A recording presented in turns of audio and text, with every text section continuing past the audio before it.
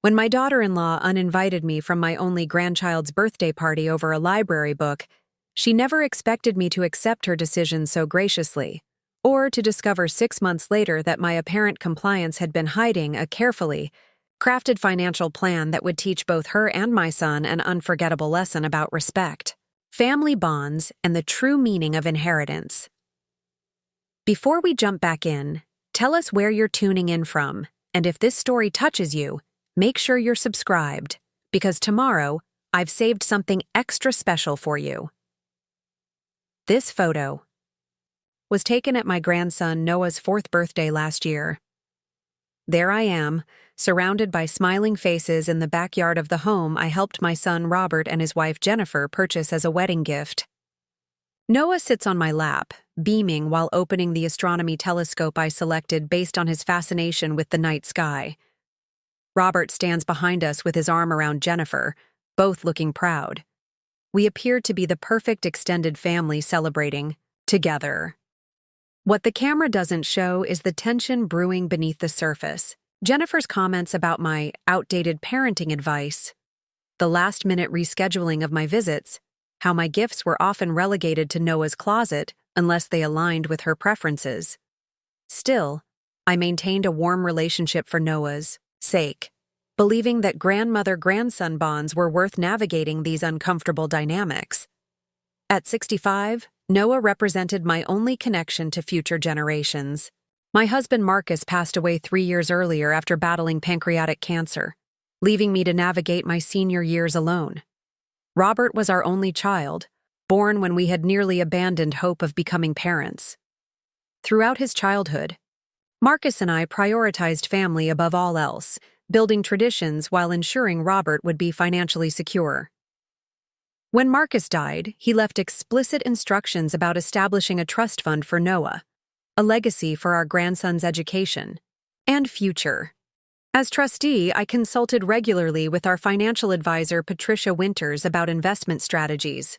By Noah's 4th birthday, the trust had grown to just over $650,000, with provisions for college, graduate education, a first home purchase, or seed money for entrepreneurial ventures. I never mentioned the specific value to Robert or Jennifer, only that Marcus had established a fund for Noah's education. They seemed appreciative but uninterested in the details, focused on their careers, Robert as a software engineer and Jennifer as a marketing executive. The months following Noah's 4th birthday brought subtle shifts in my relationship with Jennifer. Her questions about my babysitting became more intensive. Did you give him sweets? We're limiting sugar. Did you let him watch television? We're minimizing screen time. Did you take him to the park? We prefer enclosed spaces where he can't encounter unvaccinated children. Each question implied I couldn't be trusted to follow their guidelines despite raising my own child successfully. I tried to be understanding. Parenting approaches evolve, and Jennifer had the right to make choices for her child. Still, the scrutiny hurt, especially when compared to how freely Jennifer's mother interacted with Noah. As Noah's 5th birthday approached, I threw myself into planning special contributions. Jennifer mentioned they were planning a space-themed party, building on Noah's interest in astronomy. I ordered custom constellation cookies, purchased a planetarium-quality star projector, and spent weeks crafting a handmade quilt featuring the solar system with glow-in-the-dark thread for stars. 3 weeks before the party, I called Robert to confirm details. "Actually, Mom," he said, his voice uncomfortable, "Jennifer and I have been meaning to talk to you about the party." His tone immediately sent warning signals. "What about it, dear?" "We're thinking it might be better if you skip this one," he said hurriedly. "Jennifer feels there's been some tension, and she wants this day to be stress-free for Noah." I sat down, suddenly unsteady. "Tension? Robert, I've been nothing but accommodating to Jennifer's rules. What tension?" "It's complicated," he sighed. "She feels you're silently judging her parenting decisions. And that library book about space exploration you brought Noah? He had nightmares for days about astronauts getting lost in space. Jennifer dealt with it alone since I was traveling. I had no idea about the nightmares, I said truthfully. Noah seemed excited about the book. If I'd known...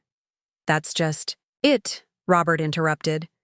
Jennifer feels you should have checked before introducing new content. She's particular about managing Noah's anxieties. I understand being careful, I said, but I'm his grandmother. Surely I don't need permission. For a library book? After a long pause, he continued, Jennifer thinks it would be best to have more structured visits going forward, and for now, she'd prefer if the birthday party was just immediate family. I am immediate family, I pointed out, struggling to keep my voice steady. You know what I mean. Jennifer's parents, her sister, and kids, just a small gathering. His placating tone painfully reminded me of Marcus trying to diffuse tension. You can see Noah the following weekend. Maybe take him to that science museum. Despite my hurt, anger, and confusion, experience had taught me that emotional responses rarely led to productive outcomes. I see, I said finally. If that's what Jennifer has decided, I understand. Thanks for being reasonable, Mom, Robert said, relief evident. I'll call next week to arrange that museum visit. After hanging up, I sat in Marcus's armchair, processing what had happened. Uninvited from my only grandchild's birthday, not considered immediate family. Relegated to supervised visits as though I were a distant acquaintance rather than the woman who raised Robert through illness, achievements, and disappointments. My half-finished quilt sat on the sewing table. The constellation cookies were paid for, and the star projector waited in NASA-themed wrapping that Noah would have loved to tear open. That evening, I called my closest friend Eleanor, who had known us since college and was Robert's godmother. They did what? She exclaimed when I explained. That's outrageous. What justification could Jennifer have? Apparently, I'm a source of tension, I replied, hurt evident despite my efforts.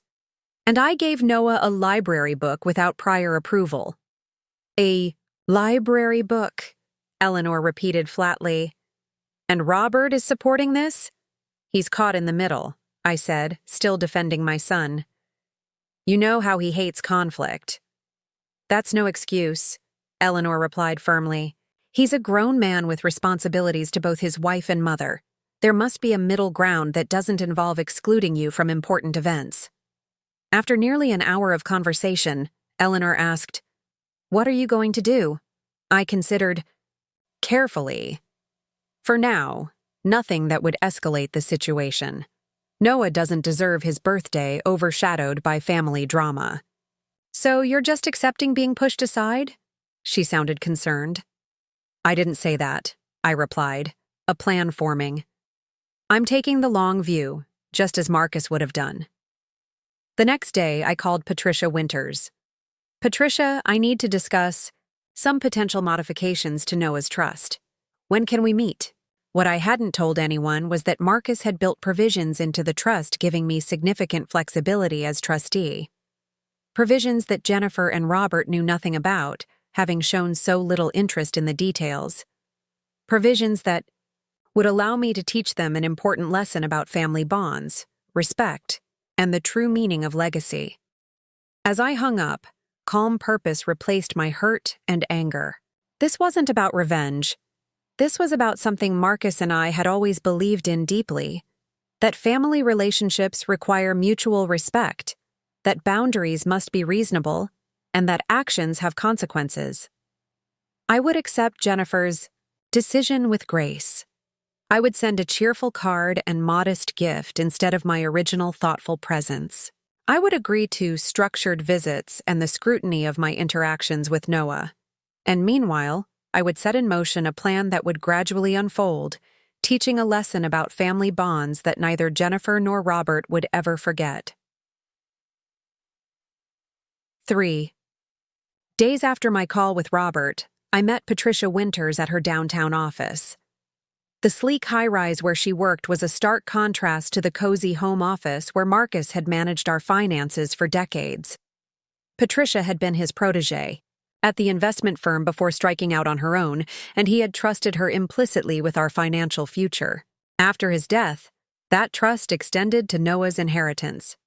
"Margaret, it's always good to see you," Patricia said, rising from behind her desk to greet me.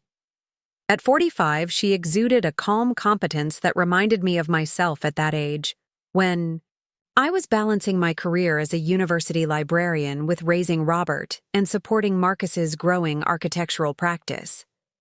"Though I must admit, your call about modifying Noah's trust took me by surprise. Is everything all right?" "Not entirely," I admitted as I settled into the visitor's chair. "There have been some developments in my relationship with Robert and Jennifer that have caused me to reconsider certain aspects of the trust." I explained the situation with Noah's birthday party, trying to maintain an objective tone despite the pain that still felt fresh. Patricia listened attentively, her expression professionally neutral but with a flicker of concern in her eyes. "I see," she said when I finished. "Family dynamics are often complex, especially when grandchildren are involved. But before we discuss potential modifications, I think it's important to review the current structure of Noah's trust so we're both clear on what flexibility exists." She pulled up the trust documents on her computer screen, turning the monitor so we could both see it. "As you know, Marcus was very thoughtful in how he structured this arrangement. The primary purpose is to provide for Noah's education and major life expenses, with disbursements scheduled at key milestones, college tuition at 18, graduate school funding if needed, and a substantial amount available at 30 for either a home purchase or business venture." I nodded. Marcus always believed in giving young people a solid foundation without removing the incentive to work hard. He didn't want Noah to expect unlimited funds without purpose. "Exactly," Patricia agreed. "Now, as trustee, you have significant discretion in managing the investments and approving qualified withdrawals. But there are several provisions that give you even greater flexibility." She scrolled to a section I was already familiar with, highlighting a paragraph that had caught my attention during my recent review of the documents at home. "This is what I wanted to discuss," I said, pointing to the clause. "The provision regarding conditional beneficiaries." Patricia nodded. "Yes, this is somewhat unusual but perfectly legal. Marcus included language that allows you, as trustee, to designate alternative beneficiaries or charitable organizations to receive portions of the trust under certain circumstances, such as ensuring the trust supports family values and intergenerational relationships," I added, quoting language directly from the document. "Correct. Marcus was quite specific about this trust not just being about money, but about family bonds and values." Patricia looked at me directly. "What modifications did you have in mind, Margaret?" I took a deep breath, organizing my thoughts. This wasn't a decision I was making lightly or from pure emotion. "I'm not looking to disinherit Noah," I began. "He's innocent in all this, and I would never punish him for his parents' actions. But I do want to create a structure that reflects what Marcus and I always believed, that inheritance is about more than money.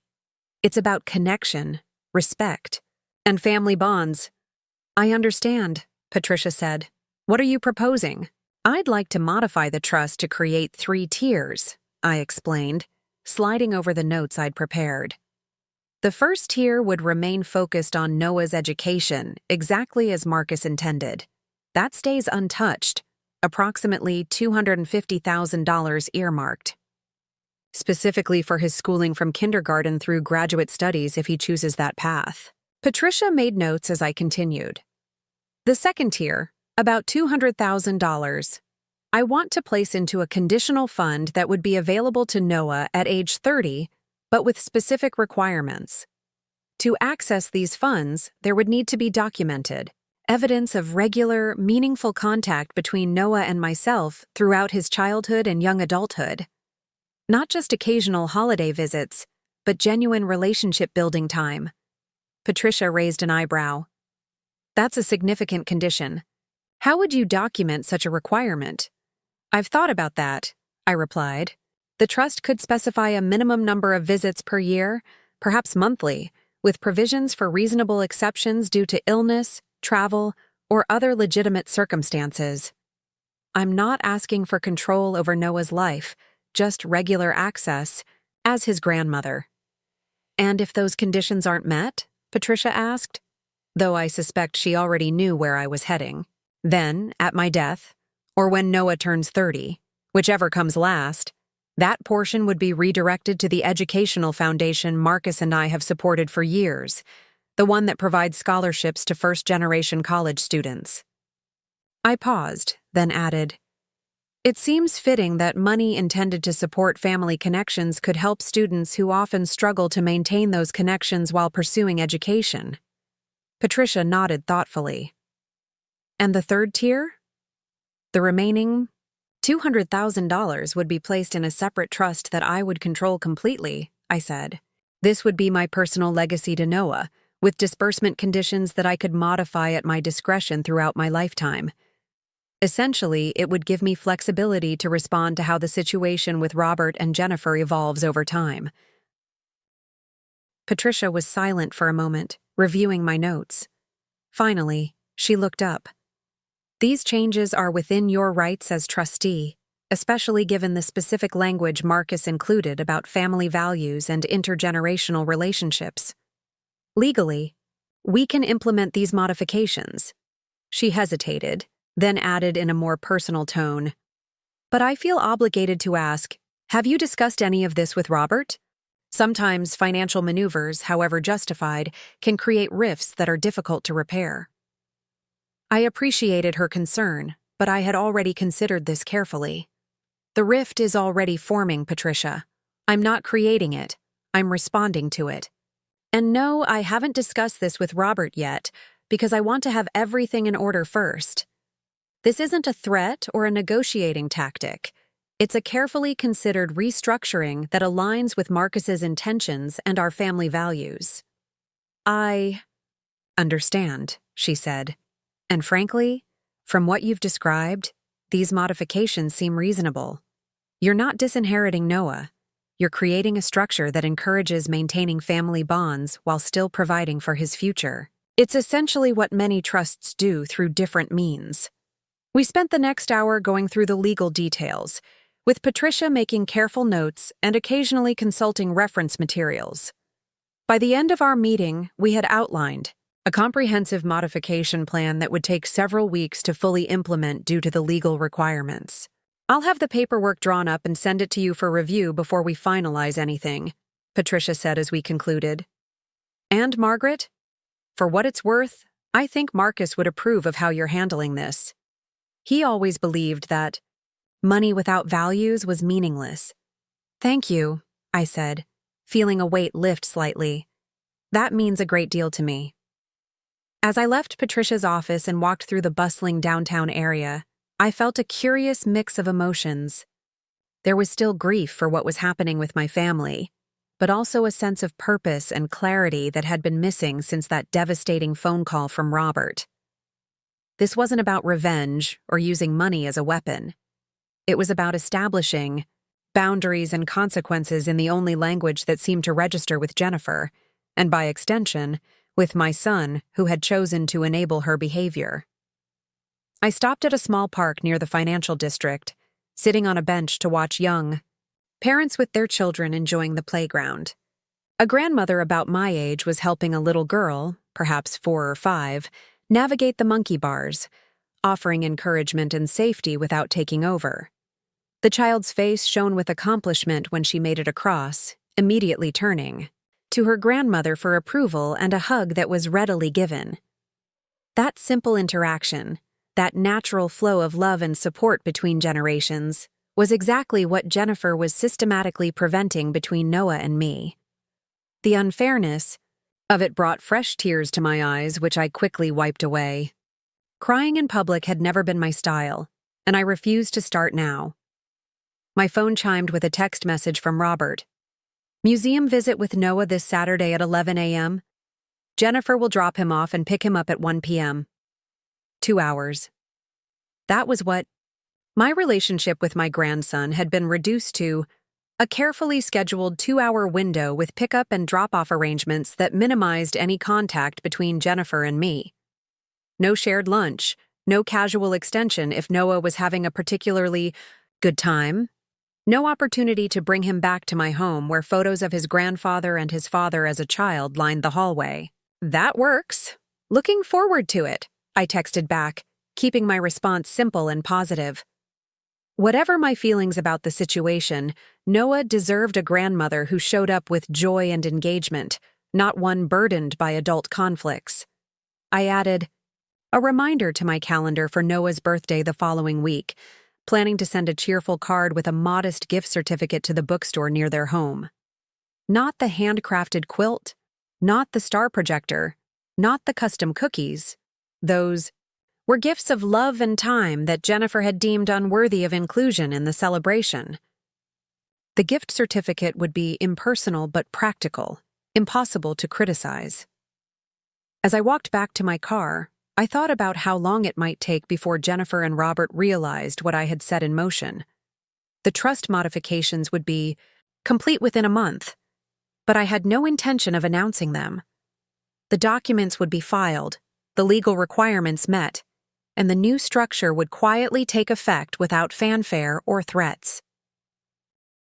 If our relationship improved, if Jennifer reconsidered her approach to my role in Noah's life, I could easily modify the trust again to remove the conditions. That flexibility was built into my plan deliberately. This wasn't an irreversible decision made in anger, but a carefully structured incentive for preserving family bonds that could be adjusted as circumstances warranted. When Marcus was alive, he often said that patience was the most undervalued virtue in modern life.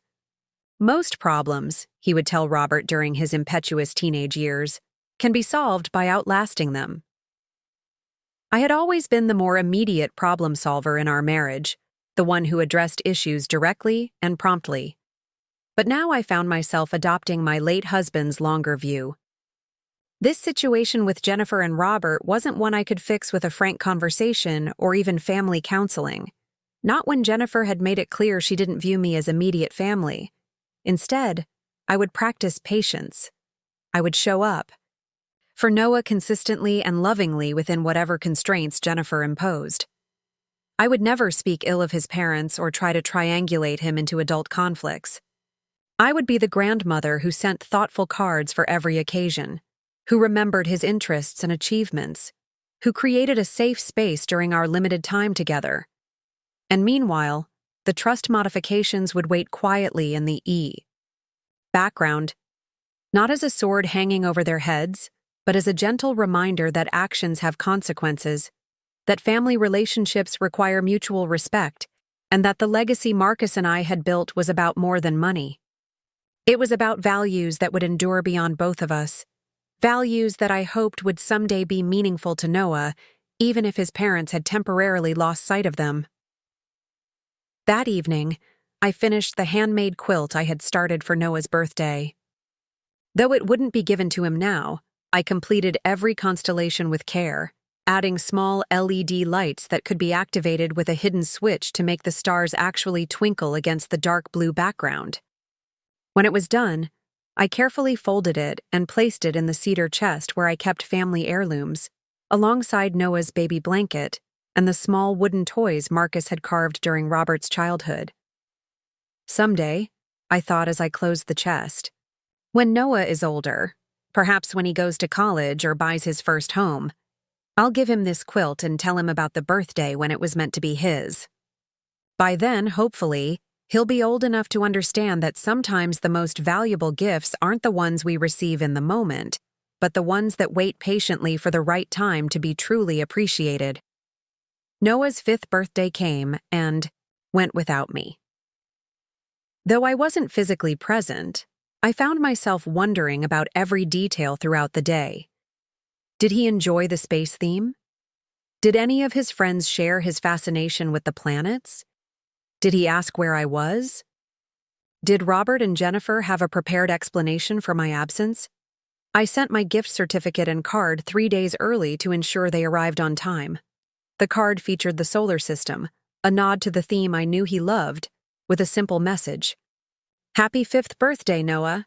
Grandma loves you to the moon and back. Looking forward to our museum day."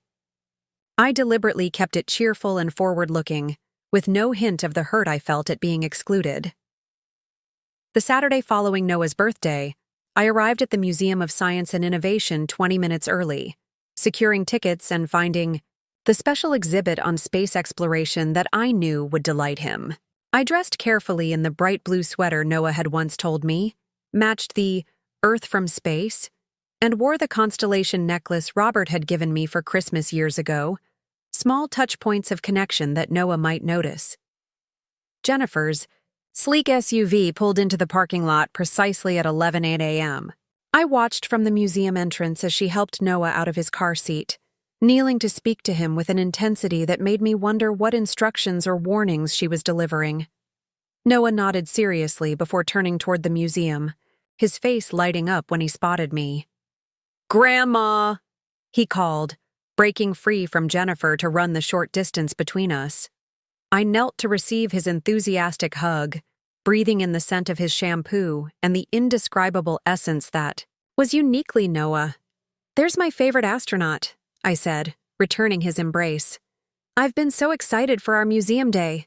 Jennifer approached more slowly, her expression a carefully neutral mask. "He needs to be back by 1 sharp," she said without preamble. "We have a family commitment this afternoon." Family commitment. The words stung, reinforcing that I was, not considered part of that circle, but I simply nodded. "We'll be done by then. I have our tickets already." "His water bottle is in his backpack," she continued, handing me the small space-themed bag. "No sugary snacks or sodas, please. There's a protein bar if he gets hungry." "Understood," I replied, maintaining my pleasant expression despite the implicit suggestion that I might ignore her instructions or deliberately undermine their parenting choices. "Noah, be good for Grandma," Jennifer said, bending to kiss the top of his head. "Remember what we talked about in the car?" Noah nodded solemnly. "No running ahead, stay where Grandma can see me, and no asking for treats." I felt a twinge of sadness at this regimented approach to what should be a joyful outing, but kept my thoughts to myself. "We'll have a wonderful time," I assured both of them. "The space exhibit just opened last week. It has a model of the International Space Station. You can walk through." Noah's eyes widened with excitement. "Really? Like the astronauts?" "Really," I confirmed, relieved to see childish enthusiasm break through the layer of caution Jennifer had instilled. "And there's a gravity simulator that shows how different you'd feel on the moon or Mars." "I'll be back at 1 Jennifer repeated, checking her watch. "Enjoy yourselves." As she walked away, I felt Noah's small hand slip into mine. "I missed you at my birthday, Grandma," he said simply, his innocent comment piercing my heart. "Mommy said you weren't feeling well." So that was the explanation they'd given. A harmless white lie, I supposed, though it bothered me to think of Noah being taught untruths about my absence when the reality was simply that I hadn't been welcome. "I'm feeling much better now," I said, choosing not to contradict the story his parents had created. "And I'm so glad we get to celebrate together. Today, tell me about your party. Did you like your space cake?" Noah chatted animatedly as we entered the museum, describing in detail the rocket-shaped cake with blue frosting and star sprinkles, the games they'd played, and the telescope his parents had given him. "But not as big as the one you gave me. Last year, Grandma." Our 2 hours together passed in a blur of exhibits, demonstrations, and Noah's endless questions about space, stars, and astronauts. I was careful to honor Jennifer's restrictions, keeping Noah close, offering only the approved snack when he mentioned hunger, and steering him away from the gift shop when he inevitably spotted it near the exit. At 12:55, we were waiting outside as instructed. Noah clutched a small pamphlet from the exhibit and a space mission sticker the museum guide had given him. "Can we come back, Grandma?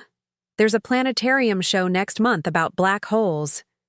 "We'll have to ask your mom and dad," I said cautiously. "But I'd love that."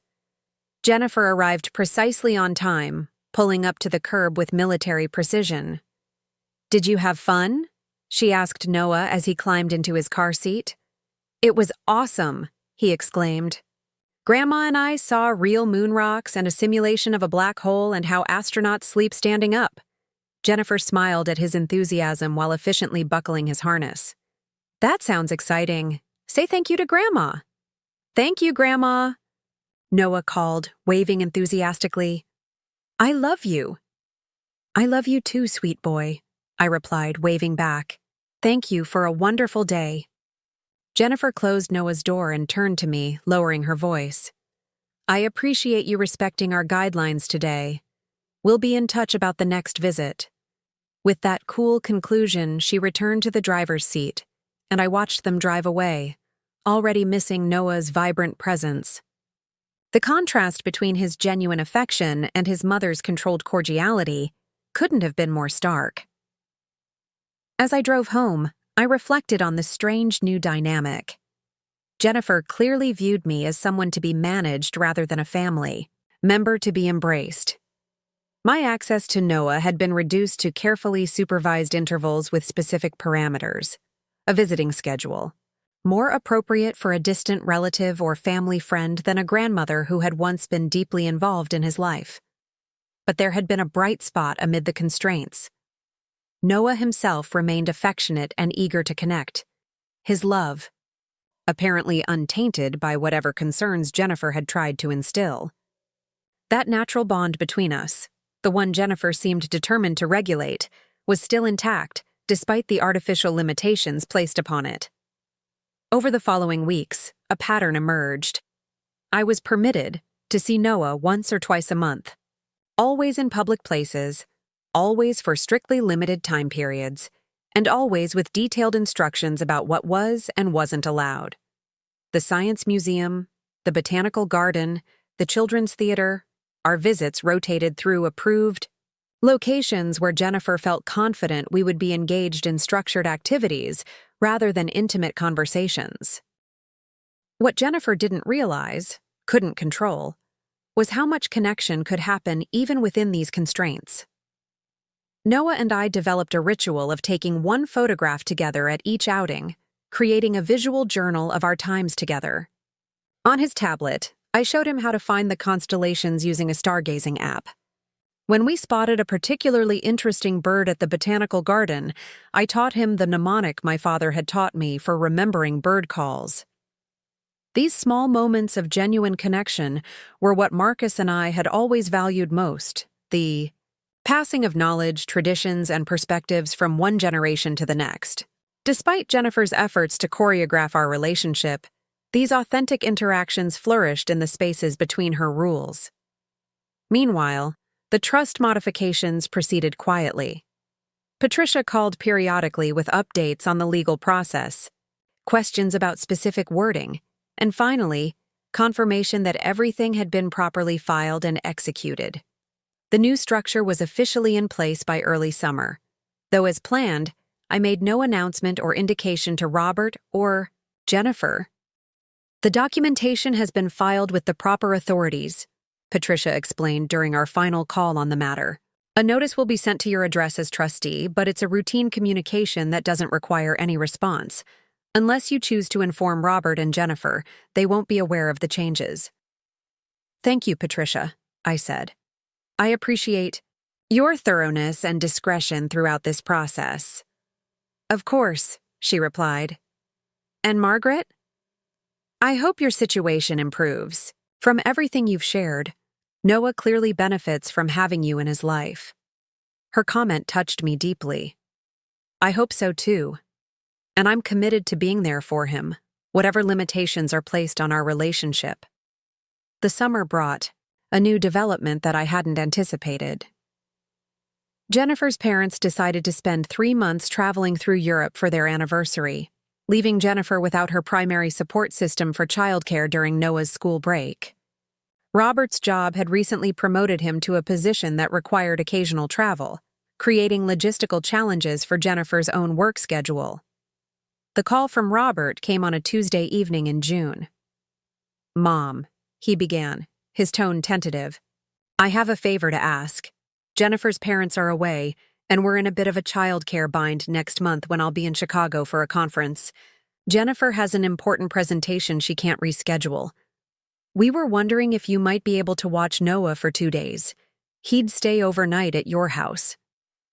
I gripped the phone tightly, working to keep my voice neutral rather than revealing. The surge of joy I felt at this unexpected opportunity. I'd be happy to have Noah stay with me, I said calmly. You know he's always welcome here? Great, Robert sounded relieved. Jennifer had some concerns about routines and rules being followed, but I assured her you'd respect our parenting decisions. Of course, Jennifer had concerns. She always had concerns when it came to me spending time with Noah. I understand, I said. Perhaps Jennifer could write down any specific instructions so I can make sure Noah's routine stays consistent. Robert's relief was palpable. That would be perfect. I'll have her email you his schedule and requirements. And Mom? Thank you. This really helps us out. After we hung up, I sat in Marcus's chair, processing this unexpected turn of events. And overnight visit. 2 full days with Noah in my home, the first extended time with him since Jennifer had begun restricting our contact. While I was under no illusion that this represented a change of heart on Jennifer's part, it was clearly born of necessity rather than a desire to nurture our relationship. It was nevertheless an opportunity I intended to make the most of. Spent the next week preparing. I refreshed the guest room that had once been Robert's, putting fresh sheets on the bed and finding space-themed pillowcases that I thought Noah would enjoy. I stocked the refrigerator with healthy snacks that I knew he liked and that would meet Jennifer's nutritional standards. I pulled out some of Robert's old children's books from the attic, including a beautifully illustrated volume about the solar system that had been his favorite around Noah's age. Jennifer's email arrived 3 days before Noah's visit. A meticulously detailed 4-page document outlining everything from his preferred breakfast foods to his bedtime routine, acceptable activities, screen time limitations, and even preferred brands of sunscreen. Attached was a spreadsheet with his complete schedule broken down into 15-minute increments, including designated times for reading, creative play, outdoor activity, and rest periods. The level of micromanagement was stunning, but I reminded myself that this was about Noah, not about my feelings regarding Jennifer's controlling approach. I printed the schedule and guidelines, reading them carefully and making notes to ensure I could follow the essential elements while still creating a warm, loving environment for my grandson. As I reviewed Jennifer's extensive instructions, I couldn't help but think about the trust fund modifications quietly waiting in the background. The irony wasn't lost on me. Jennifer was controlling every aspect of Noah's visit down to the minute, unaware that the financial future she and Robert presumed was secure had been subtly reshaped to reflect the very family values she was systematically undermining. But that knowledge brought me no satisfaction, only a renewed hope that the overnight visit might represent the beginning of a thaw. Perhaps Jennifer would see that Noah returned happy, healthy, and well cared for. Perhaps she would recognize that my love for him was genuine and beneficial. Perhaps, with time and demonstrated trustworthiness, the walls she had constructed around my relationship with Noah might begin to lower. With that hope in mind, I continued my preparations, determined to make Noah's stay both enjoyable and reassuring for all concerned. A small but potentially significant step toward healing the rift that had formed in our family. The morning Noah was scheduled to arrive, I awoke before dawn. Though I had hosted my grandson countless times before Jennifer's restrictions began, this visit felt different, weighted with both opportunity and scrutiny. I knew that every aspect of these 2 days would be evaluated, every detail reported back and analyzed for evidence that I couldn't be trusted with Noah's care. Jennifer herself dropped Noah off, arriving at precisely 7:30 a.m. as specified in her email. Noah bounded up my front steps with his space-themed backpack and a small rolling suitcase, his excitement palpable. "Grandma! I get to sleep over!" he exclaimed, wrapping his arms around my waist. "We're going to have a wonderful time," I assured him, returning his hug while meeting Jennifer's watchful gaze over his head. She approached with a folder in hand. "I've printed another copy of Noah's schedule and instructions," she said, passing it to me. "His medications are in the front pocket of his backpack. Antihistamine in case of allergic reactions, though he hasn't needed it recently. I've packed all his meals pre-prepared, so you don't need to worry about cooking." The implication that I couldn't be trusted to feed my own grandson nutritious meals stung, but I simply nodded. "Thank you. That's very thorough." I've also included contact information for his pediatrician, though obviously call me first if there are any issues. She hesitated, then added, "And I've noted which activities are approved. The Science Museum is fine. But please no unstructured outings like playgrounds where he might encounter illness." Noah tugged at my hand, clearly eager to begin our time together, rather than listen to this detailed handover. "Can we set up the telescope tonight, Grandma? Dad said there's going to be a clear sky." "Of course we can," I smiled down at him. "I thought we might set it up in the backyard after dinner." Jennifer frowned slightly. "That's past his usual outdoor time in the schedule. He's typically winding down with quiet reading by 7 p.m. Before I could respond, Noah interjected with the innocent directness only children possess. "But Mom, it's not dark at 7. We can't see stars when it's still light outside." Jennifer hesitated, caught between her desire for schedule adherence and the logical challenge presented by her 5-year-old. "Well, I suppose since this is a special educational activity." She turned to me with reluctant concession. "Just make sure he's in bed by 8:30 no matter what. He gets overtired very easily." "I understand," I assured her. "We'll adjust the schedule just enough to accommodate the stargazing, and I'll make sure he gets proper rest." After a few more instructions and a somewhat tense goodbye, Jennifer finally departed, leaving Noah bouncing with excitement in my entryway. "What should we do first, Grandma?" he asked, eyes bright with anticipation. I glanced at Jennifer's schedule. According to the meticulously planned itinerary, Noah was supposed to engage in structured educational play from 8 to 9:30 a.m., followed by a snack, then creative expression time from 10 to 11:15. "Well," I said, kneeling to his level, "according to your mom's schedule, this is your time for educational activities. I thought we might try something special that combines learning and creativity." Noah's face lit up. "Like what?" "How would you like to help me make constellation cookies?" I suggested. "We can use science to learn about the star patterns, and then art to create them in dough. Plus, they'll be delicious for our dessert tonight while we stargaze." "Yes." Noah clapped his hands enthusiastically. "Can we make the Big Dipper? And Orion? Dad showed me Orion's belt in the sky last winter." "Absolutely," I agreed, guiding him toward the kitchen where I'd already prepared the dough the previous night. "And while we work, I can tell you the ancient myths behind each constellation." What followed was a morning unlike any in Jennifer's structured schedule, yet one that honored the spirit if not the letter of her educational intentions.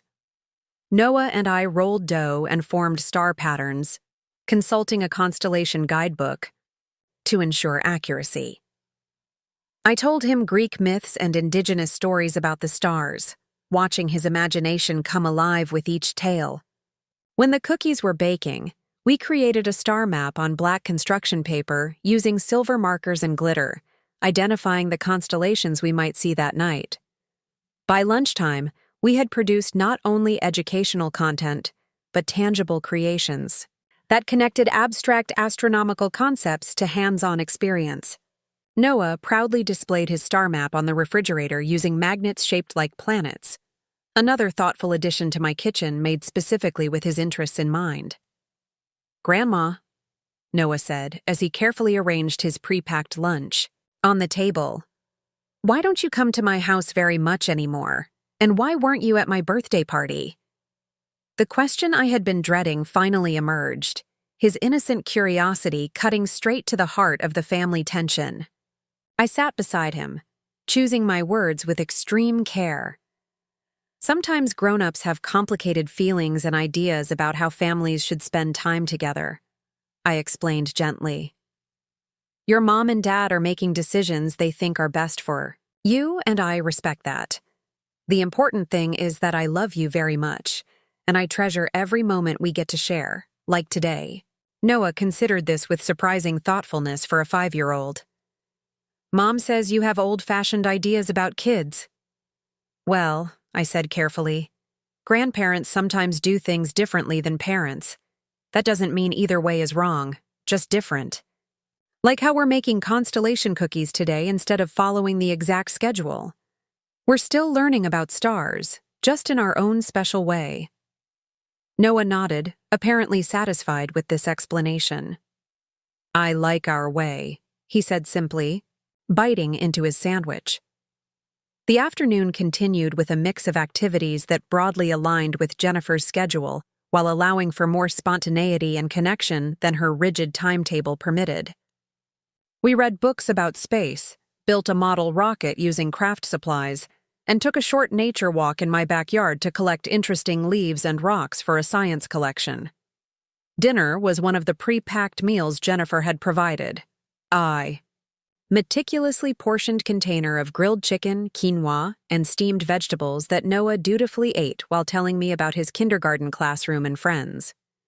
I supplemented it with fresh strawberries from my garden, which he devoured with enthusiasm. As twilight approached, our much-anticipated stargazing activity began.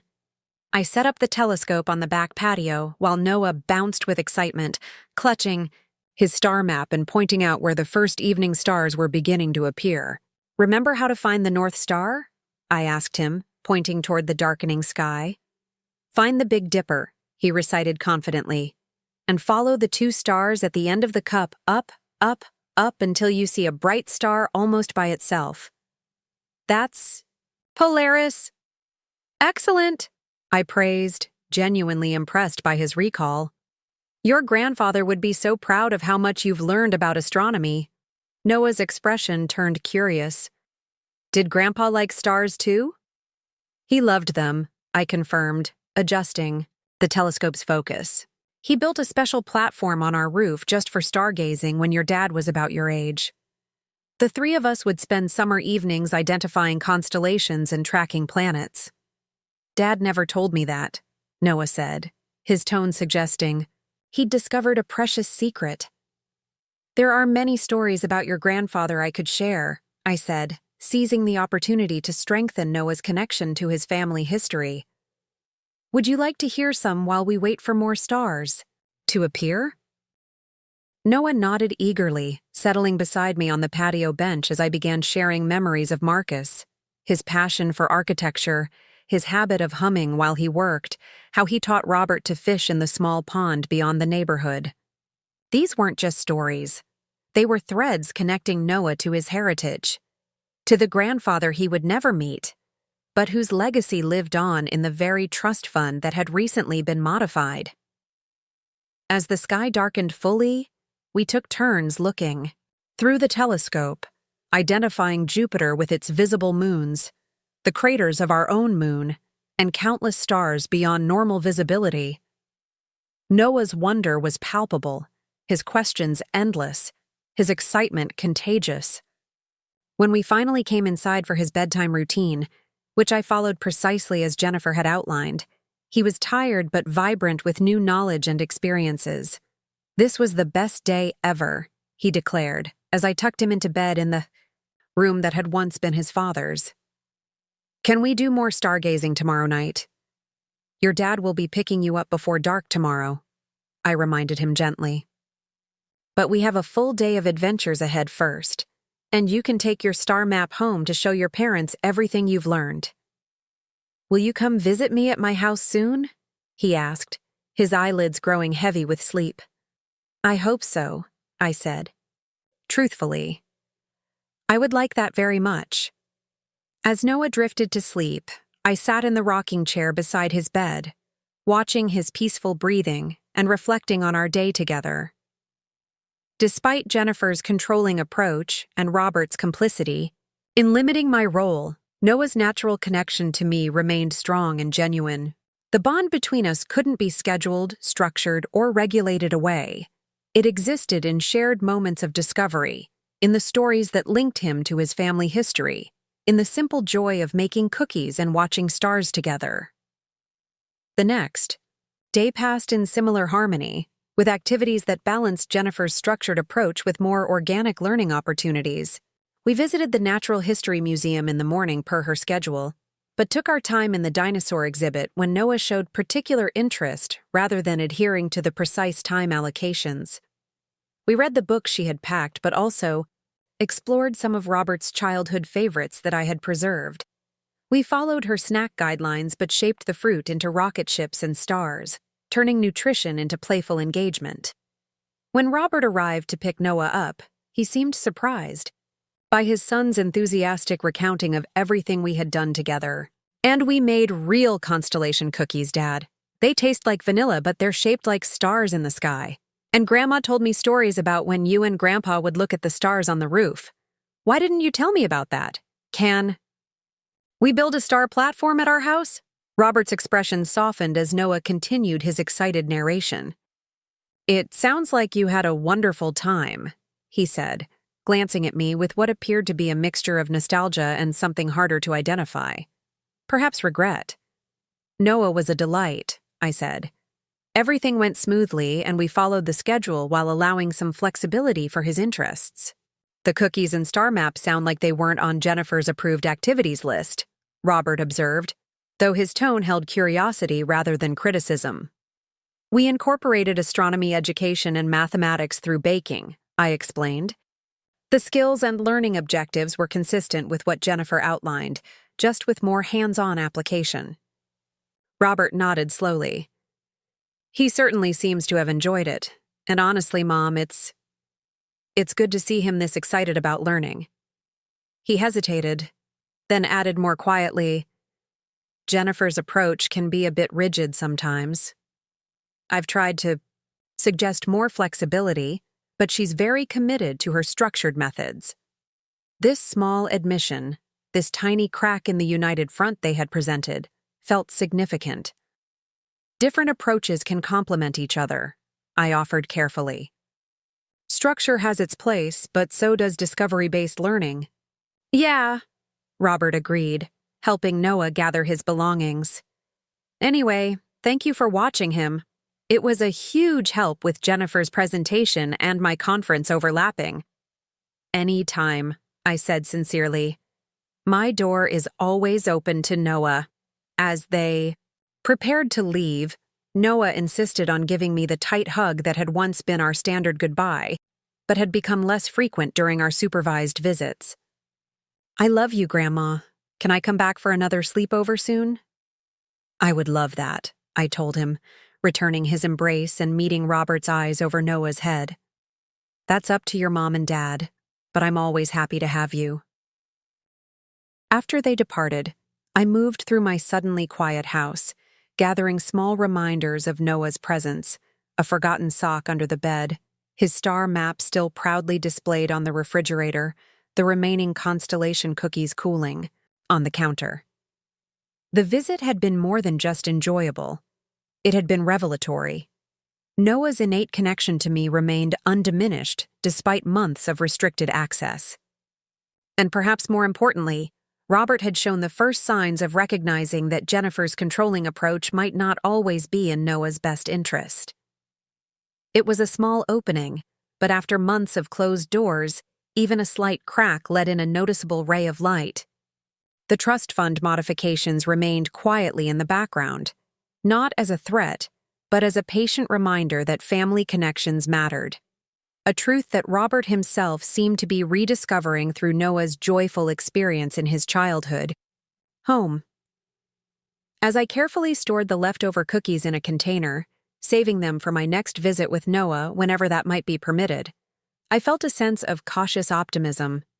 The overnight visit hadn't dramatically transformed our family situation, but it had created ripples that might, with time and patience, grow into more significant change. And meanwhile, Noah had experienced the kind of intergenerational connection that both Marcus and I had always believed was essential to a child's sense of identity and belonging. Exactly the values the modified trust was designed to protect. Key. Weeks following Noah's overnight stay brought subtle but noticeable shifts in my family dynamics. Robert called more frequently, often with questions that seemed designed to maintain our connection rather than purely practical matters. "Mom, do you still have that book about the solar system I loved as a kid? Noah keeps talking about your stories and asked if we could find a copy." Noah was wondering if you remember the recipe for those constellation cookies. Jennifer thought we might try making them this weekend. These small openings felt significant after months of carefully controlled communication. Jennifer remained reserved during drop-offs and pickups for my now bi-weekly visits with Noah, but I noticed the rigid time constraints gradually loosening, 2 hours extending to 3, then occasionally to half a day. The detailed instructions became briefer, the oversight less obvious. Then came an unexpected invitation. "We're having a small gathering for the end of summer," Robert said during one of our weekly calls. "Just a backyard barbecue with a few neighbors and Jennifer's sister's family. We thought you might like to join us." The casual way he presented this remarkable shift, inviting me to their home for a family event after months of exclusion, suggested he either didn't recognize the significance or was deliberately downplaying it to avoid acknowledging the previous restrictions. "I'd love to come," I said, matching his casual tone while my heart leapt at this small victory. "Should I bring anything?" "Just yourself," he replied. Though Noah mentioned hoping you might bring dessert. Those astronomy cookies made quite an impression. The barbecue was scheduled for the last weekend in August, nearly 3 months after Noah's birthday party from which I'd been so pointedly excluded. As I prepared for this reintegration into family gatherings, I found myself both hopeful and cautious. One invitation didn't necessarily represent a permanent change in Jennifer's attitude, but it did suggest that perhaps Noah's joy following our overnight visit had made an impact.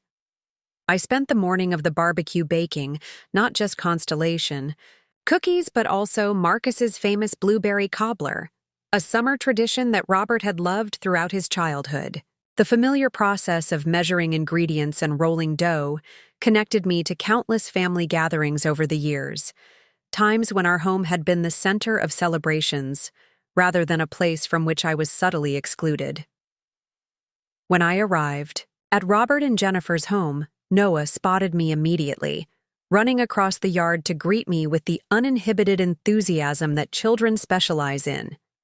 "Grandma, you brought the star cookies," he exclaimed, peering into the container I carried. "Can I show my friends?" "Of course," I smiled, handing him the cookie container while keeping the cobbler. "But remember they're for dessert, so just showing for now." Jennifer approached as Noah ran off to display his celestial treats. "Margaret, thank you for coming," she said, her tone cordial if not warm. "And for bringing dessert. Noah hasn't stopped talking about those cookies since his stay with you?" "It's my pleasure," I replied, "and I brought Marcus's blueberry cobbler too, Robert's favorite growing up." Something flickered across Jennifer's face at the mention of family traditions that predated her, a momentary tightness around her eyes that suggested discomfort, with reminders of family history in which she had no part. But she recovered quickly. "How thoughtful. I'll take that to the dessert table." The gathering was pleasant enough, with about 20 people dispersed across their attractively landscaped backyard. Jennifer's parents had returned from their European travels and greeted me with the polite distance of people who had heard only one side of a complicated family dynamic. Their grandfatherly access to Noah remained unrestricted, a contrast that stung despite my determination to focus on positive developments. Throughout the afternoon, I observed Robert and Jennifer in their roles as hosts. Robert seemed more relaxed than I had seen him in months, occasionally meeting my eyes across the yard with a smile that reminded me of easier times. Jennifer maintained her controlled efficiency, managing the food, the guests, and Noah's activities with practiced precision. But I noticed moments when she paused, watching Noah excitedly showing his friends the constellation patterns on the Yao, cookies, genuine affection softening her usually vigilant expression. As the evening progressed and guests began to depart, I found myself alone with Noah on the porch swing, while Robert and Jennifer bid farewell to their neighbors. "Grandma," Noah said, leaning comfortably against my side, "Mom said maybe I can have another sleepover at your house sometime." My heart quickened at this casual revelation. "That would be wonderful," I replied carefully. "I'd love to have you visit again." "She said we have to see how things go," he continued innocently, "but that you did a good job following most of the rules last time." I bit back a smile at this backhanded compliment. "Well, I always try my best." I told her the star cookies weren't breaking rules because they're educational, Noah added with the surprising practicality children sometimes display. "And Dad said sometimes flexibility is important for learning." This glimpse into their private family discussions about my childcare approach was illuminating. Robert advocating for flexibility represented a significant shift from his previous unquestioning support of Jennifer's rigid structure. As the last guests departed and twilight settled over the yard, I helped with cleanup while Noah showed his grandparents the star guide we had created during his stay with me. Jennifer approached as I was gathering empty plates from the patio table. "Noah's enthusiasm for astronomy has really blossomed since his overnight with you," she acknowledged, her tone suggesting this outcome had surprised her. "His teacher mentioned he gave quite an impressive presentation about constellations at summer school last week." "He has a natural curiosity," I replied. "And stars are a wonderful entry point to so many subjects: mythology, science, navigation, history." Jennifer nodded, adding plates to my stack. "Robert mentioned that stargazing was something you all did together when he was growing up. He actually suggested we might convert part of our deck into a viewing platform." This unexpected revival of a family tradition caught me off guard. "That would be wonderful for Noah," I managed. "Some of my fondest memories are of those evenings on the roof with Marcus and Robert." A brief silence fell between us, not entirely comfortable, but less tense than our previous interactions. Jennifer seemed to be working toward something, organizing, her thoughts in the methodical way that characterized her approach to most situations. "Margaret," she finally said, "I know the past few months have been challenging. I may have been overly cautious about Noah's time with you." This approximation of an acknowledgement, not quite an apology, but at least a recognition that restrictions had been imposed, was more than I had expected. "We all want what's best for Noah," I replied neutrally. "Yes," she agreed. "And I'm beginning to see that might include more flexibility than I initially thought." She hesitated, then added, "Robert has been quite insistent that family connections are important for Noah's development. He says you've always respected our parenting decisions, even when you might have done things differently." So Robert had been advocating for me behind the scenes. My heart warmed at this revelation, at this sign that my son had found his voice in the delicate balance of loyalties between mother and wife. "I would never undermine your authority as Noah's parents," I assured her. "But I do treasure my relationship." "With him?" Jennifer nodded again, her expression thoughtful rather than defensive. "We're considering a different approach moving forward. More regular visits, perhaps a monthly overnight stay if the next one goes well." "I would appreciate that very much," I said simply, knowing that excessive enthusiasm might trigger her caution again. Our conversation was interrupted by Robert calling for Jennifer to help with something inside, but the brief exchange left me feeling cautiously optimistic. Small steps, but in the right direction. As I prepared to leave later that evening, Robert walked me to my car, carrying the empty containers that had held my baked contributions. "Thanks for coming today, Mom," he said. It meant a lot to Noah, and to me. It was lovely to be included, I replied, careful not to emphasize how unusual the invitation had been after months of exclusion. Robert shifted uncomfortably, seemingly aware of the unspoken history. I've been talking with Jennifer about family dynamics, he said, about the importance of extended family in Noah's life. I think she's beginning to understand that her structure doesn't have to exclude meaningful connections. That's good to hear, I said, accepting the empty containers he handed me. Noah deserves relationships with all his family members. Robert hesitated, then added, I also told her about some of my favorite memories growing up. The stargazing, the summer traditions, Dad's stories. I think I had forgotten how much those things shaped me. He met my eyes directly. I want Noah to have that too. That sense of family history and belonging. I want that for him too, I replied softly. It's what your father would have wanted as well. At the mention of Marcus, Robert's expression grew more serious. Actually, Mom, there's something I've been meaning to ask you about. Something Jennifer stumbled across while organizing our financial documents. My pulse quickened. Here it was, the moment I had anticipated but not expected quite so soon. Jennifer, noticed a formal notification addressed to you regarding Noah's trust fund. Something about administrative changes or modifications. He frowned slightly. We didn't open it since it was addressed to you as trustee, but she was concerned since it seemed official. Is everything all right with Noah's college fund? So, they had noticed the routine notification Patricia had mentioned would be sent, but didn't yet understand its significance. I had a choice to make.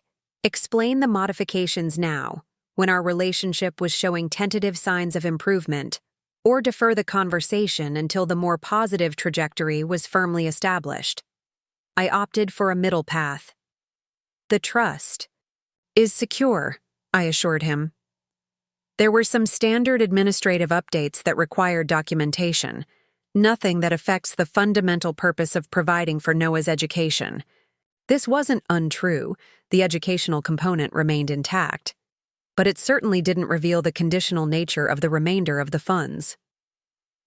Robert seemed relieved. That's good to hear. Jennifer gets anxious about financial matters. Her parents experienced some instability when she was young. I understand, I said. Please assure Jennifer that I take my responsibility as trustee very seriously. Everything I do is with Noah's best interests at heart. Again, entirely true, though perhaps not in the way Robert interpreted it. I never doubted that, he said, giving me a quick hug before I got into my car. See you in 2 weeks for Noah's next visit? Jennifer mentioned maybe extending it to include dinner this time. That would be wonderful, I replied. I'll look forward to it. As I drove home through the quiet evening streets, I reflected on the complicated path our family relationships had taken. From exclusion from Noah's birthday to inclusion in family gatherings in the space of a few months. From structured, supervised, visits to the possibility of regular overnight stays. The changes were promising, if not yet fully secure. The trust fund modifications remained my quiet insurance policy, not a weapon to be wielded in family negotiations, but a structural reminder of the importance of intergenerational bonds. If the positive trajectory continued, perhaps the conditions would never need to be invoked. Perhaps Jennifer and Robert would naturally foster the relationship between Noah and me without the financial incentive they knew nothing about. That would be the best outcome of all, a family reconnected by genuine understanding rather than external motivation. But years of life experience had taught me that intentions can waver, relationships can regress, and having protective measures in place is rarely a mistake. For now, I would continue nurturing the fragile new growth in our family connection, tending it with the same patience and care I gave to the heirloom roses Marcus had planted in our garden decades ago. Some things cannot be rushed or forced. They require consistent attention, favorable conditions, and time to fully bloom.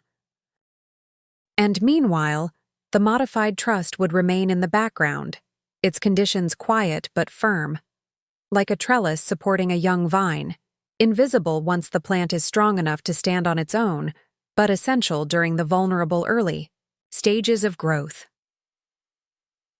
Autumn arrived, bringing with it a gradual warming in our family relationships that mirrored the changing seasons.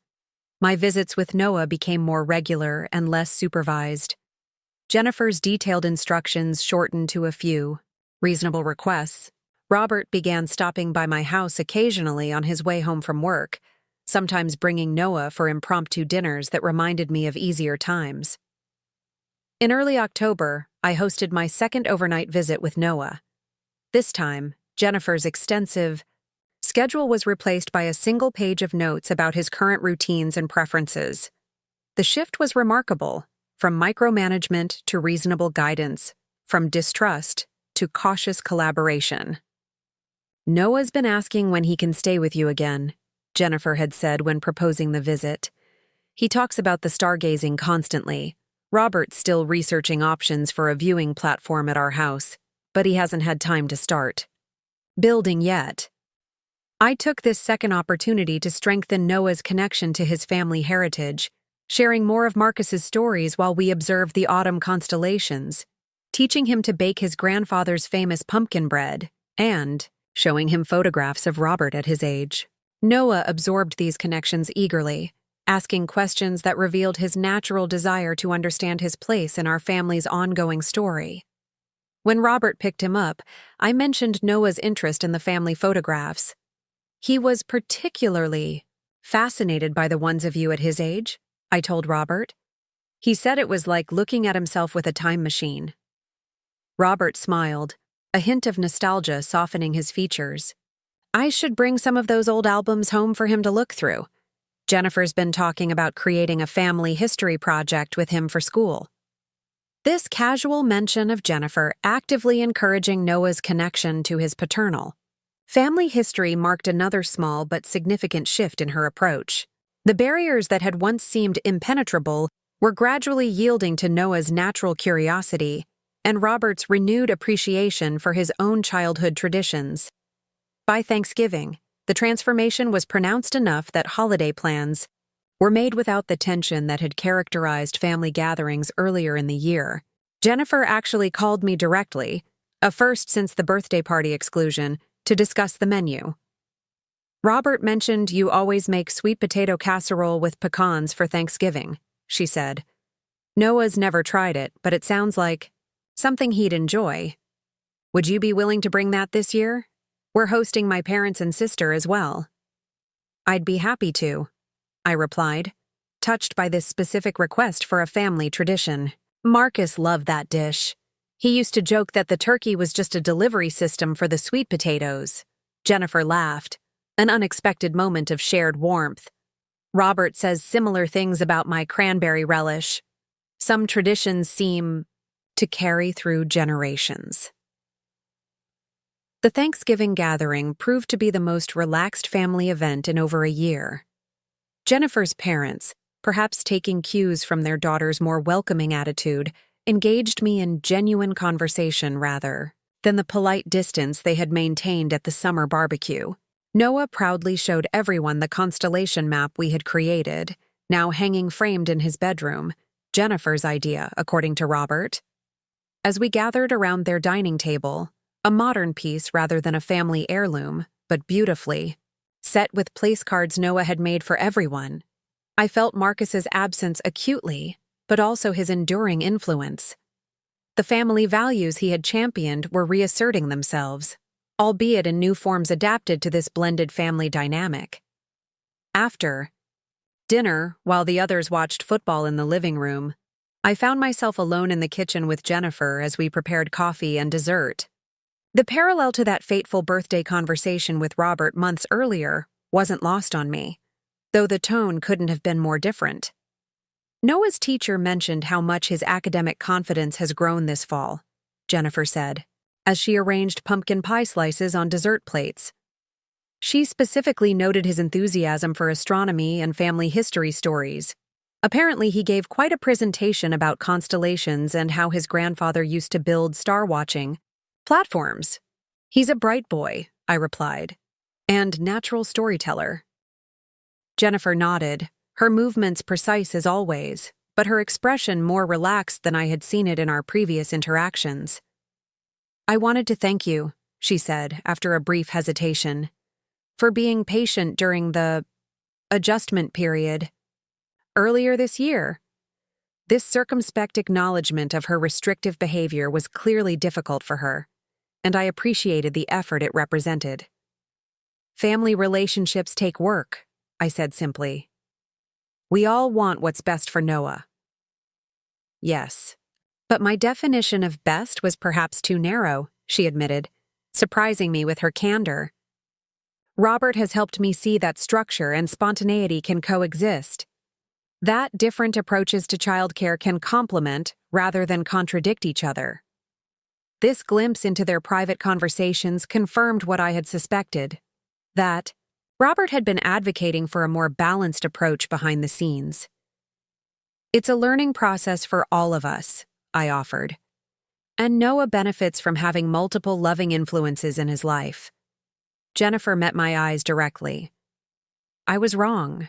To exclude you from his birthday, she said, the words coming out in a rush as if she'd been rehearsing them. I was insecure about my parenting choices and interpreted your different approach as criticism rather than complimentary care. Robert has helped me understand that Noah needs all of us, not just my carefully controlled version of family. The straightforward apology, for that's what it was, despite avoiding the actual word sorry, took me by surprise. Thank you, Jennifer. That means a great deal to me. She nodded once, briskly, as if checking an uncomfortable task off her mental list. Noah's birthday is coming up again in a few months. We're planning something with an expanded astronomy theme, given his continued interest. We'd like you to be involved in the planning this time if you're willing.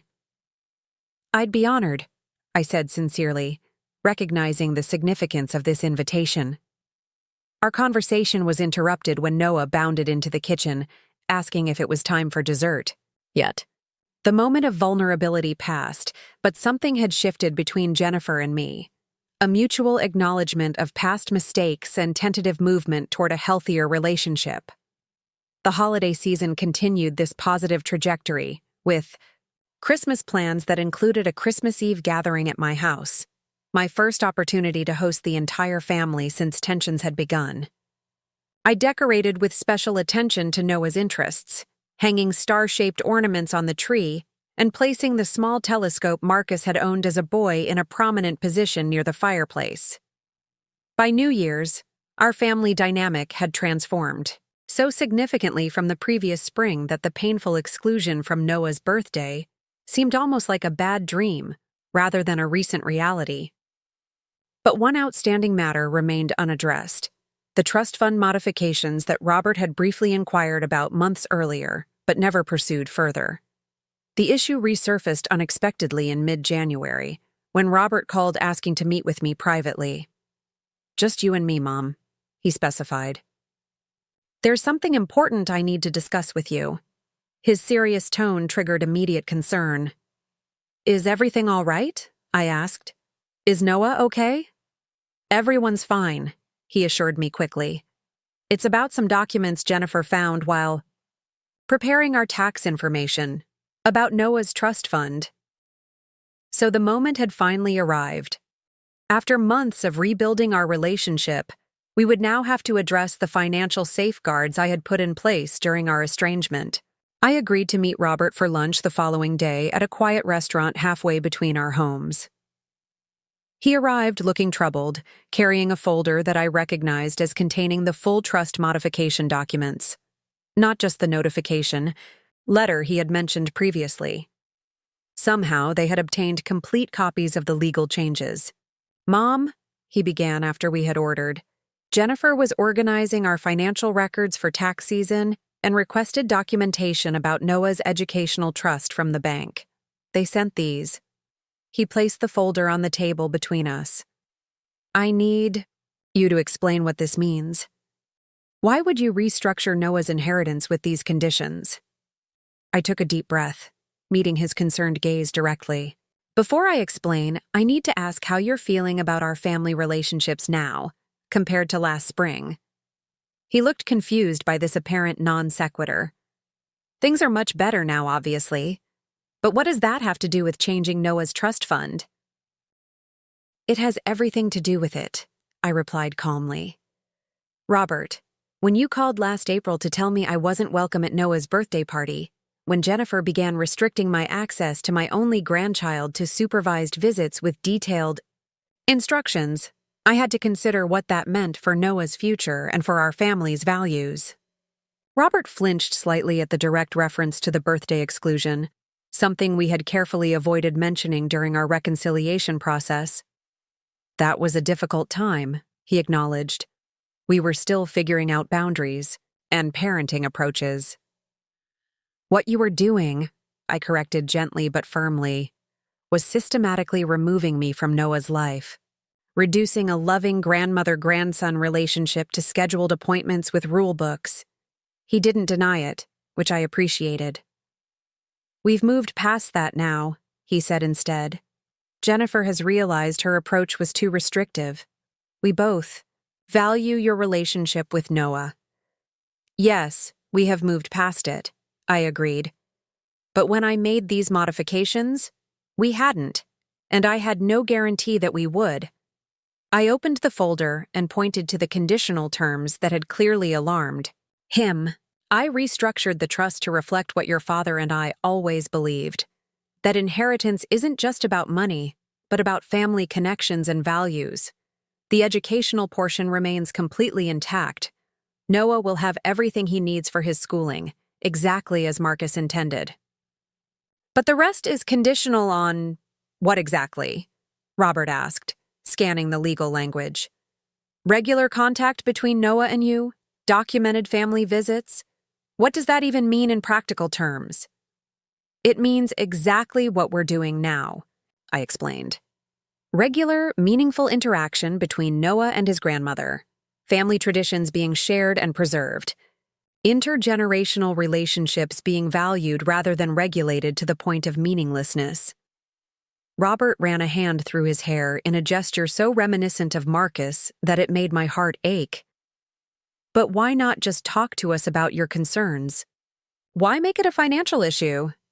I tried talking. I reminded him gently. You were too conflict-averse to stand up to Jennifer's restrictions, and she wasn't interested in my perspective. When communication fails, sometimes structural incentives become necessary. He was quiet for a long moment, processing this. You know, the irony is that Jennifer was the one who found these documents. She's the one who insisted I ask you about them. This surprised me. And how did she react?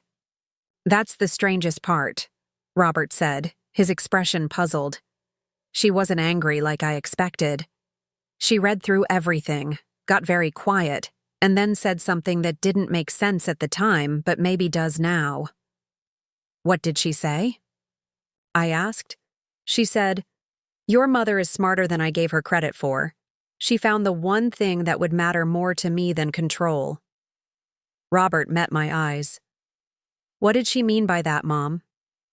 The insight Jennifer had shown, recognizing that the trust modifications were about values rather than punishment, impressed me.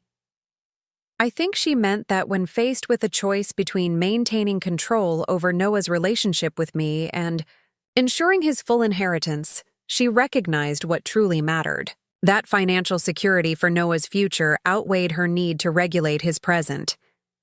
Robert considered this thoughtfully. She's been different since we reconnected with you more fully, more relaxed about parenting generally. She told me recently that seeing Noah's enthusiasm for the family stories and traditions you've shared made her realize that her structured approach was missing something essential. Different perspectives can complement each other, I observed, echoing what I had told Jennifer at Thanksgiving. Noah benefits from Jennifer's organization and attention to detail. He also benefits from my more spontaneous approach to learning and family connections. Both have value. So, what happens now with the trust? Robert asked, gesturing to the documents. Are you going to maintain these conditions now that we've resolved our differences? It was a fair question, and one I had considered as our relationship improved. The conditions exist to protect Noah's connection to his family heritage, I explained. If that connection is being nurtured naturally, as it is now, they become irrelevant. I'm happy to discuss modifications that reflect our current reality while still honoring the values behind the original structure.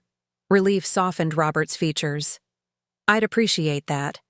Not because we plan to restrict your relationship with Noah again, we don't. But because family relationships shouldn't be tied to financial consequences. Ideally, no, they shouldn't, I agreed. But they are often intertwined whether we acknowledge it or not.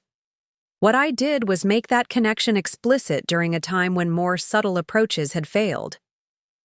Understanding dawned in his eyes. It was a backup plan, he said slowly. When we shut you out from Noah's birthday and life, you created a financial structure that would either restore the relationship or ensure the consequences were clear. Yes, I acknowledged simply. Not out of spite or anger, but out of commitment. To what Marcus and I always believed, that family connections matter deeply to a child's sense of identity and belonging. Our food arrived, temporarily pausing the conversation. As we began eating, Robert shook his head with a rueful smile. Dad would have appreciated the elegant solution. Using the trust to protect family values was exactly his approach to legacy planning. He would have preferred direct communication, I pointed out. As would I.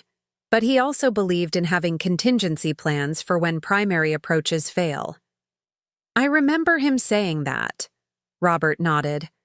Plan for success. Prepare for setbacks. We spent the remainder of lunch discussing practical next steps. A meeting with Patricia to update the trust in ways that preserved its core values, while reflecting our improved family dynamics. A family conversation about Noah's upcoming birthday. Celebration. Plans for the star viewing platform Robert was finally beginning to build at their home. As we parted in the parking lot, Robert gave me a hug that felt different from the careful embraces of recent months.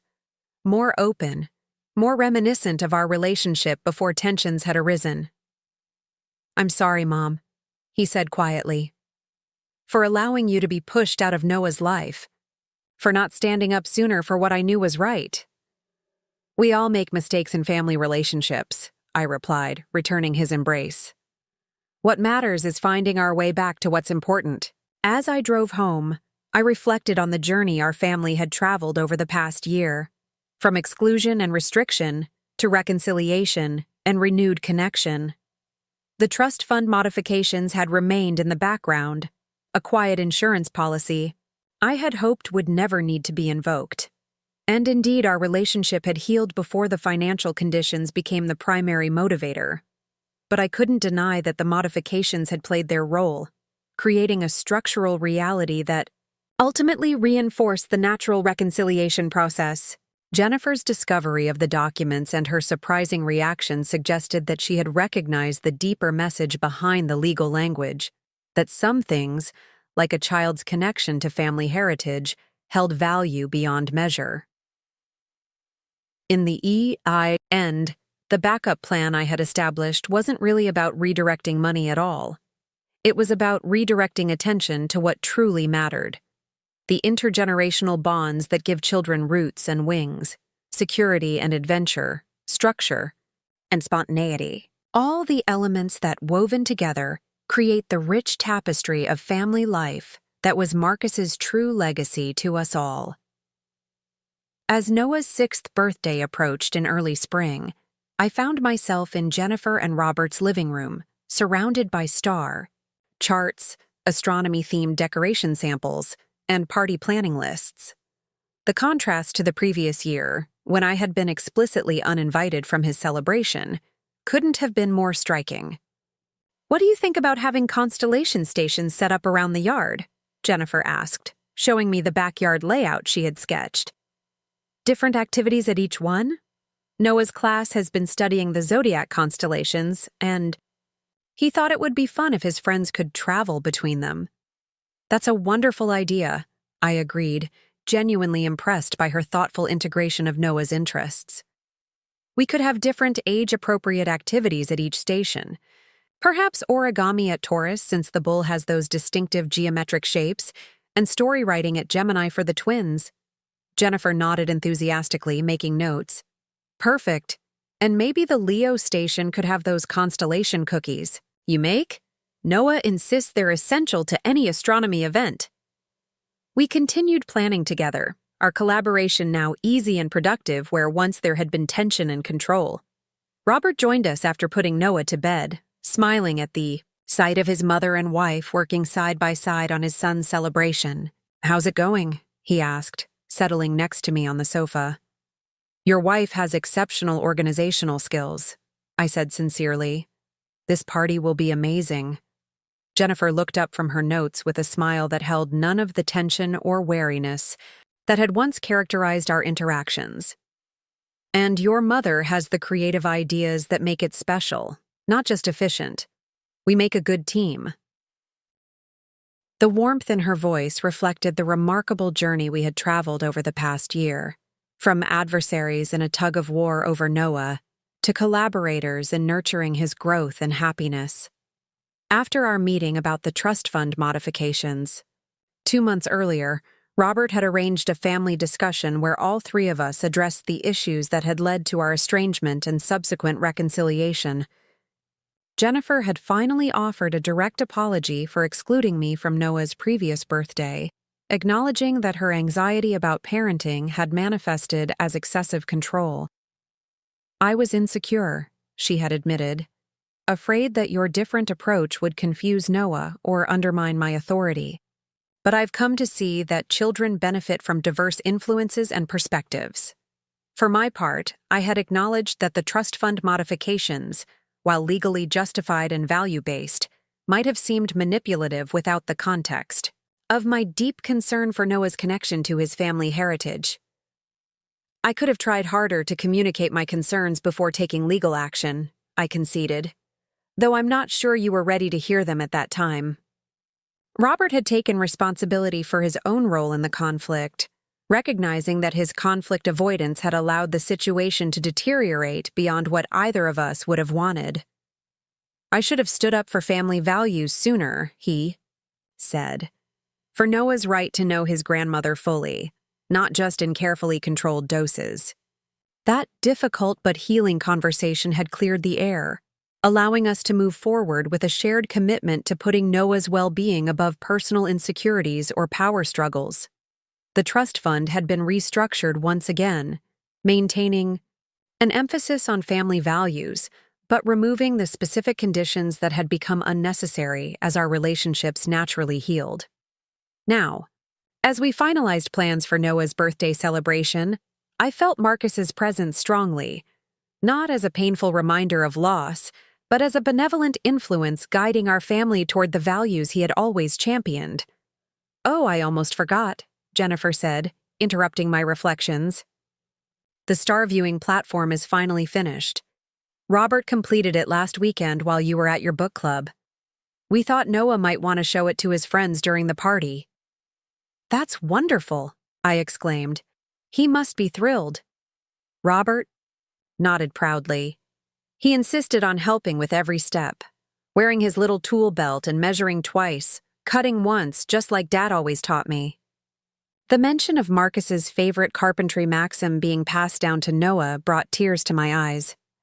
"Your father would be so pleased to see his legacy continuing." "We've been thinking about that, actually," Jennifer said, exchanging a glance with Robert. "About Marcus's legacy and how to honor it more formally." "What do you mean?" I asked. Robert leaned forward, his expression earnest. "We've been discussing naming the viewing platform. Noah suggested Grandpa Marcus's star station, and it felt right to both of us. The simple gesture, acknowledging Marcus's influence in their family through this physical structure dedicated to one of his favorite pastimes, touched me deeply.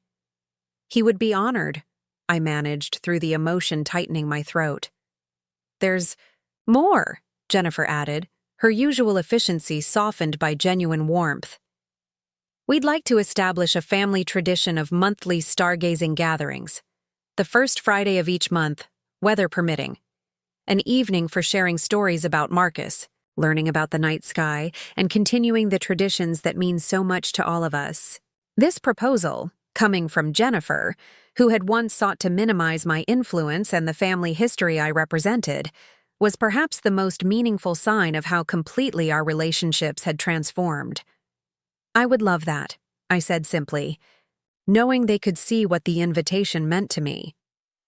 The day of Noah's birthday dawned clear and bright, perfect weather for the outdoor celebration we had planned. I arrived early to help with final preparations, bringing not only the promised constellation cookies, but also the handmade quilt I had completed for his previous birthday, but never given, the one with glow-in-the-dark constellations embedded in its dark blue fabric. "I made this for your 5th birthday," I explained when Noah unwrapped it before the guests arrived. "I thought you might like to use it on the star platform on chilly nights." Noah's eyes widened with delight as he ran his fingers over the constellations. "It's amazing, Grandma! Look, Mom, the stars really glow!" He threw his arms around me in a fierce hug. "This is the best present ever." Jennifer watched our interaction with a smile that held no reservation or jealousy, only appreciation for the joy her son was experiencing. "That's incredibly thoughtful, Margaret. You'll have to show me how you created the glow-in-the-dark effect. Maybe we could make matching pillowcases together?" This suggestion of a collaborative project, of Jennifer actually wanting to learn from me rather than compete, represented yet another milestone in our evolving relationship. The party itself was a jubilant celebration, with 20 children and their parents moving between the constellation stations we had created throughout the yard. At the Taurus station, I helped small hands fold paper into origami bowls. Jennifer presided over the Gemini storytelling area, her natural organizational skills perfectly suited to managing creative chaos. Robert supervised the Leo station, where children decorated their own star cookies with edible glitter and celestial designs. Noah moved through it all with boundless energy, proudly showing his friends the star platform his father had built and explaining how his grandfather had taught his father to build things with love and measuring twice. His easy integration of past and present, family heritage and current joy, was exactly what Marcus and I had always hoped to foster in our family.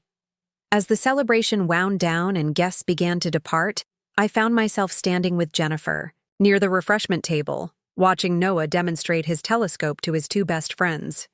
"Thank you," she said unexpectedly, her gaze still on Noah rather than me. "For helping with the party?" I asked. "It was my pleasure." "No," she shook her head slightly. "For not giving up on us. For finding a way to make me see what I was missing by trying to control everything." She turned to face me directly.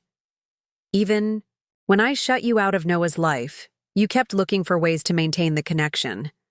The trust fund modification was unconventional, but effective." Her frank acknowledgement of my strategy, and its success, surprised me. "I never wanted it to be about money," I clarified. "It was always about preserving family bonds." "I know that now," she nodded. "And I've come to understand why those bonds matter so much." Seeing Noah's sense of identity strengthen through his connection to his grandfather, to family traditions, it's been remarkable. This insight from Jennifer, who had once viewed family history as irrelevant compared to her modern parenting approaches, demonstrated how profoundly her perspective had shifted. "Different generations bring different gifts to a child's life," I offered. "Your structure and attention to detail give Noah security. Robert's patience gives him confidence. My stories and traditions give him roots. Together, we provide everything he needs to flourish." "A family constellation," Jennifer mused, glancing up at the banner we had hung across the yard. Each of us holding our position, creating a recognizable pattern that guides him through life. The metaphor was surprisingly poetic coming from Practical Jennifer, and perfectly apt. Exactly, I agreed. And like real constellations, family patterns can endure across time, visible even when individual stars fade. Later that evening, after the party debris had been cleared away and Noah had finally gone to bed, exhausted but happy, Robert, Jennifer, and I gathered on the newly completed star platform. The spring night was cool but clear, perfect for the platform's inaugural family use. Noah's constellation quilt lay folded nearby, ready for future stargazing sessions, but not needed on this relatively warm evening. To family traditions, Robert proposed, raising his glass of wine in a toast. Past, present, and future. To Noah, Jennifer added, and the constellation of love surrounding him. To Marcus, I concluded, my heart full as I gazed at the stars. He and I had observed together for so many years, whose light continues to guide us. As we sat in comfortable silence, I reflected on the journey that had brought us to this moment of harmony. A year earlier, I had been excluded from Noah's birthday celebration, deemed not immediate family, despite the lifetime of love and care I represented. The hurt and anger of that exclusion had driven me to create a backup plan, a modification, to Noah's trust fund that linked his financial inheritance to his access to his family heritage. That backup plan had never needed to be explicitly enforced. The trust conditions had remained in the background, a structural incentive that supported the natural healing of our family relationships rather than forcing reconciliation through financial pressure. Jennifer and Robert had found their way back to family values through Noah's joy in his grandmother's presence, through rediscovering traditions that enriched all their lives, through recognizing that different approaches to love and care could complement rather than contradict each other. Now, as we sat together beneath the vast canopy of stars, the modified trust had been restructured yet again, still emphasizing family values but no longer requiring specific visitation patterns that had become natural and joyful rather than obligatory. The backup plan had served its purpose not by being implemented, but by highlighting what truly mattered in our family constellation. Noah would inherit more than money from his grandfather. He would inherit stories passed down through generations, traditions that connected him to his roots, values that would guide his choices, and the knowledge that he was part of something larger than himself, a family constellation that had weathered storms and emerged stronger for the journey through darkness into light. As I looked at my son and daughter-in-law, now partners, rather than adversaries in nurturing Noah's connection to his heritage, I felt profound gratitude for the resilience of family bonds. Marcus had always believed that the most valuable inheritance wasn't financial, but relational, the connections that sustain us through life's challenges and celebrations alike. Looking up at the stars he had taught me to identify decades earlier, I whispered a silent thank you to my late husband for the wisdom that had guided my choices during our family's difficult season. His legacy lived on not just in Noah's trust fund, but in the values that had ultimately brought us back together, stronger, wiser, and more appreciative of the constellation we formed together. Remember that sometimes the most significant inheritance we leave isn't measured in dollars, but in the values and connections that endure long after we're gone. Thank you for joining me on this journey. Up next, you've got 2 more standout stories right on your screen. If this one hit the mark, you won't want to pass these up. Just click and check them out. And don't forget to subscribe and turn on the notification bell so you don't miss any upload from us.